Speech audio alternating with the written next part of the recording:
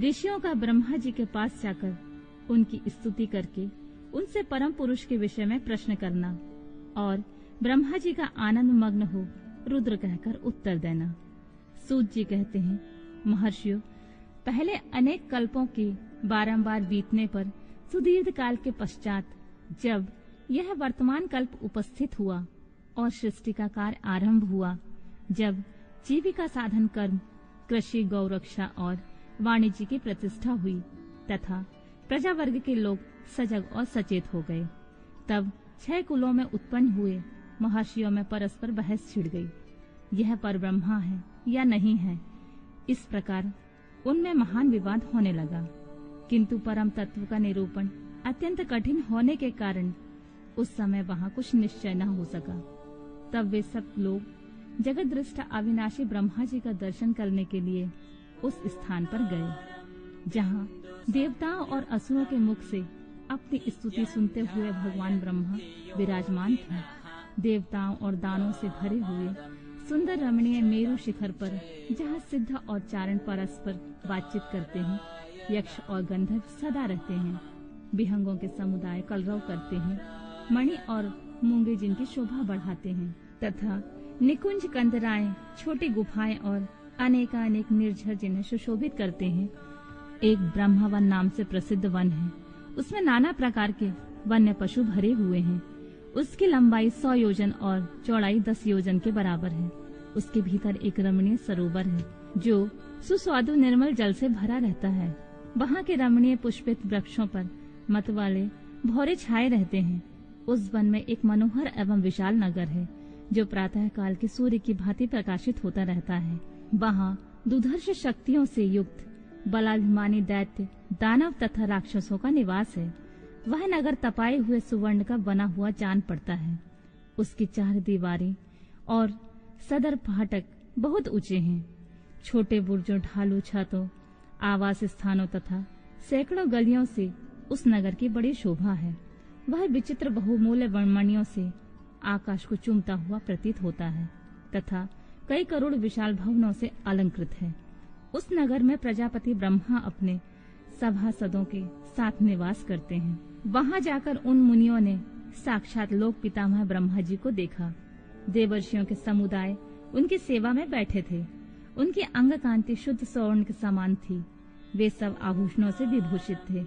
उनका मुख प्रसन्न था, उससे सौम्य भाव प्रकट होता था।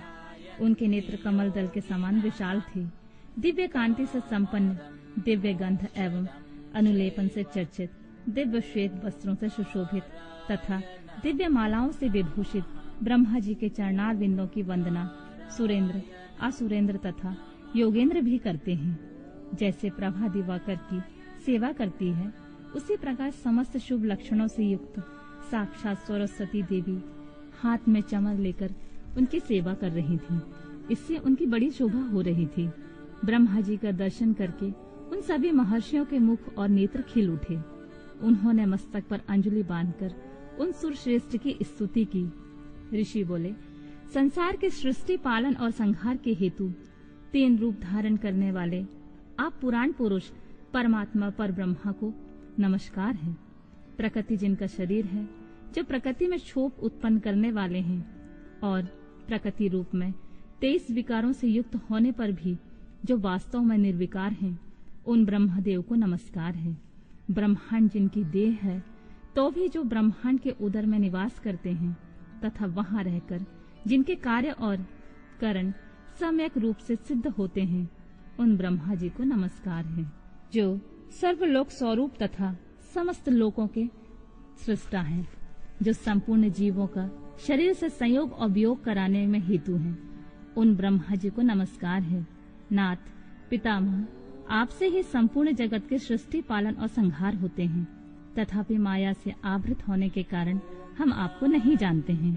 सूत जी कहते हैं, उन महाभाग महर्षियों की इस प्रकार स्तुति करने पर ब्रह्मा जी उन मुनियों को आनंद प्रदान करते हुए गंभीर वाणी में इस प्रकार बोले। ब्रह्मा जी ने कहा, महान तत्व गुण से संपन्न महाभाग महातेजस्वी महर्षियों, तुम सब लोग एक साथ यहाँ किस लिए आए हो? ब्रह्मा जी की इस प्रकार पूछने पर ब्रह्मा बेताओं में श्रेष्ठ उन सभी मुनियों ने हाथ जोड़कर विनय भरी वाणी में कहा, भगवान, हम लोग अज्ञान के महान अंधकार से आवृत हो खिन्न हो रहे हैं। परस्पर विवाद करते हुए हमें परम तत्व का साक्षात्कार नहीं हो रहा है। आप संपूर्ण जगत का धारण पोषण करने वाले तथा समस्त कारणों के भी कारण हैं। नाथ, यहाँ कोई ऐसी वस्तु नहीं है जो आपको विदित ना हो।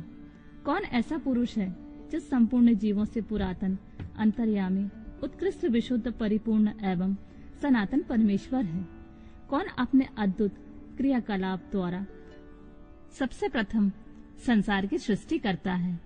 महाप्राज्ञ, हमारे इस संदेह का निवारण करने के लिए आप हमें परमार्थ तत्व का उपदेश दें। मुनियों की इस प्रकार पूछने पर ब्रह्मा जी के नेत्र आश्चर्य से खिल उठे। वे देवताओं, दानवों और मुनियों के निकट खड़े हो गए और चिरकाल तक ध्यान मग्न हो रुद्र ऐसा कहकर आनंद विभोर हो गए। उनका सारा शरीर पुलकित हो उठा और वे हाथ जोड़कर बोले,